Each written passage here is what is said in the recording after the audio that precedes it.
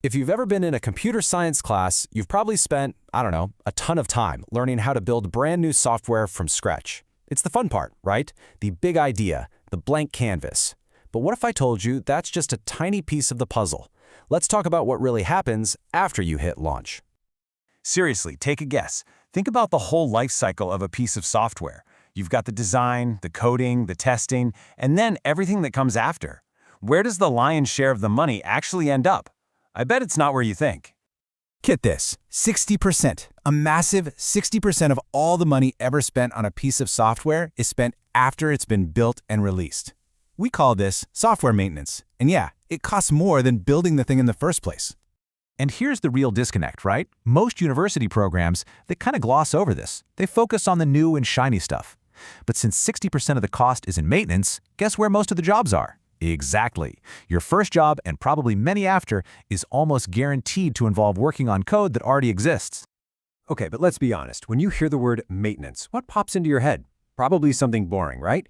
Like fixing bugs, cleaning things up, just keeping the lights on. Well, we need to unpack what that word really means, and we're going to do it with something called the 60-60 rule. So here's the first part of that rule, the first 60. We've already covered it. 60% of the total cost of software is maintenance. Simple enough. But now let's look inside that 60%. This is where it gets really interesting. And boom, here it is.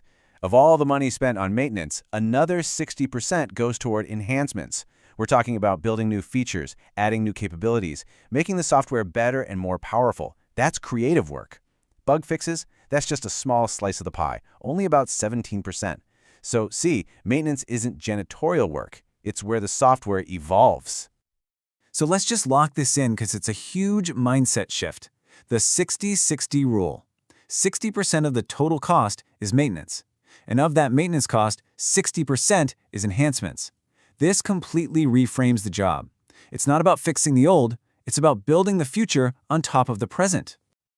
Okay, so if you're going to be spending your career working on existing code, what's the actual day-to-day challenge? Well, it really boils down to this constant tug-of-war between two types of code, what we call legacy code and the ideal, which is beautiful code. Let's define legacy code, because it's a super important concept. Legacy code is not necessarily bad code. In fact, it's usually the opposite. It's valuable, it works, it's meeting customer needs and probably making the company money. Its one defining feature is that it's difficult to evolve. Changing it feels risky, it's slow, and it's expensive. And then you have the goal, the dream. Beautiful code. Just like legacy code, it totally meets the customer's needs. It works perfectly. But, and this is the game changer, it's easy to evolve. It's flexible, it's clean, it welcomes change. You can add a new feature without holding your breath. So when you put them side by side, it's crystal clear. The fight isn't between working and broken. The real battle is between hard to change and easy to change. It's all about adaptability. And that means the goal of a modern software engineer is so much more than just being a builder. It's about being a transformer, a renovator. Your mission is to take these incredibly valuable working systems and piece by piece, help them evolve from a legacy state into a beautiful one. So why does all this matter so much? I mean, really, why is this so critical for your career? It's because it changes how you see software.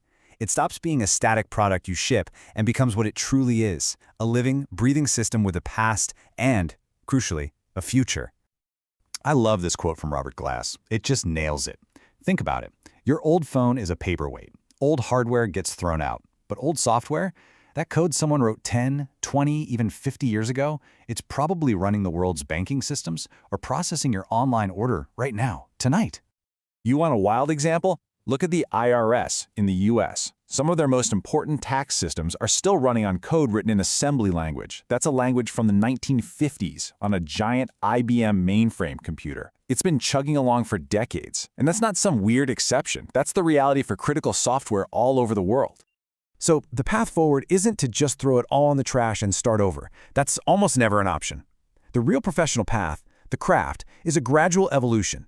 First, you have to deeply understand the system. Then you learn and embrace techniques that let you make changes safely.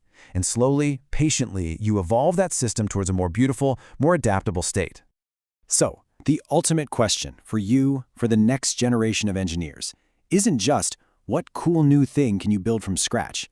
The much more important question is this: how will you take the essential, valuable, and battle-tested code of yesterday and become the architect that transforms it into the beautiful, resilient systems of tomorrow?